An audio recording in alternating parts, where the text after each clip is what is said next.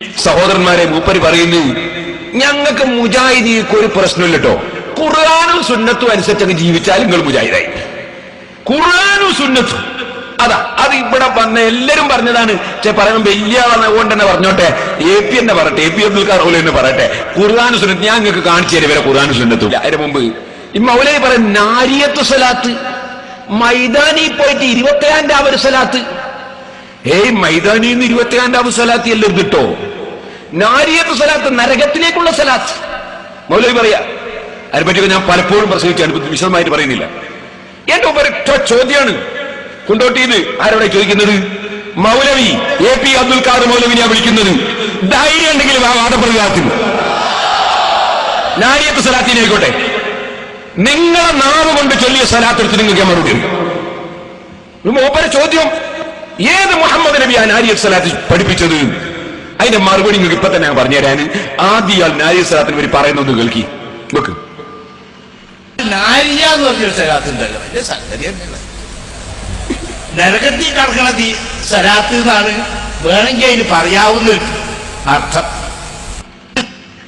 കേട്ടില്ലേ? എന്നെ കേട്ടോളി.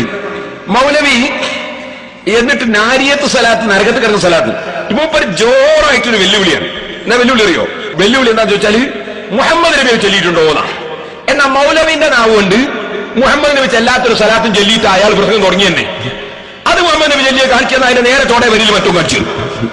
നിങ്ങൾ ചൊല്ലിയ സലാത്ത് ഹദീസിന്റെ കിതാബിൽ നിങ്ങൾ കാണിച്ചു തന്നാൽ അതിന്റെ നേരെ ചോടെ വരിയിൽ നാരിയത്ത് സലാത്ത് ഞാനും കാണിച്ചു. ഓക്കെ.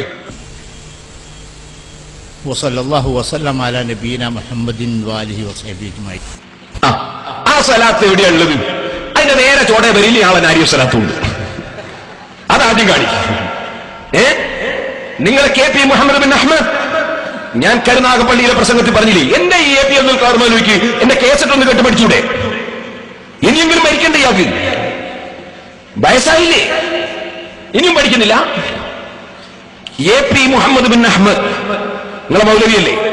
ലെറ്റർ ഹെഡിൽ നിങ്ങൾ എഴുതി ഒപ്പിട്ട് കൊടുത്താൽ ഇത് വസ്സലാത്തു വസ്സലാമു അലാ മല്ലാ നബിയ്യ ബഅദഹു വഅലാ ആലിഹി വസഹ്ബിഹി അജ്മഈൻ. KP മുഹമ്മദ് ബിൻ അഹ്മദ് ഒപ്പിട്ട് കൊടുത്ത് ഇത് ഹദീസിലുണ്ട് സലാത്ത്. അങ്ങനത്തെ എത്ര സലാത്ത്, 10-20 സലാത്ത് ഞാൻ കാണിച്ചിട്ടുണ്ട്. നിങ്ങളെ മൗലവിമാര് ചൊല്ലിയ സലാത്ത്. നിങ്ങളെ ഇവിടെ ഇപ്പൊ വന്നിട്ട് പ്രസംഗിച്ചപ്പോ ഏകദേശം മൗലവിമാര് ചൊല്ലിയതും ഹദീസിലില്ലാത്ത സലാത്താ. പിന്നെ ഞങ്ങളോട് ചോദ്യം, നാരിയത്ത് സലാത്ത് നബി ചൊല്ലിയിട്ടുണ്ടോ? നബി ചൊല്ലിയ സലാത്ത് മാത്രമേ ചൊല്ലാൻ പാടുള്ളൂ എന്ന് ഏത് കിതാബിലെ മൗലവി പറഞ്ഞത്? മൻ സല്ലാ അലയ്യ സലാത്തൻ, എന്റെ പേരിൽ ഏതൊരു സലാത്ത് ആര് ചൊല്ലിയോ സല്ലല്ലാഹു അലൈഹി വസല്ലം 10 ഗുണം അല്ലാഹു തആല കൊടുക്കുന്നില്ലേ നബി സല്ലല്ലാഹു അലൈഹി വസല്ലം പറഞ്ഞത്? അതില്ലാന്ന് പറയാൻ നിങ്ങൾക്ക് എന്താ അധികാരം?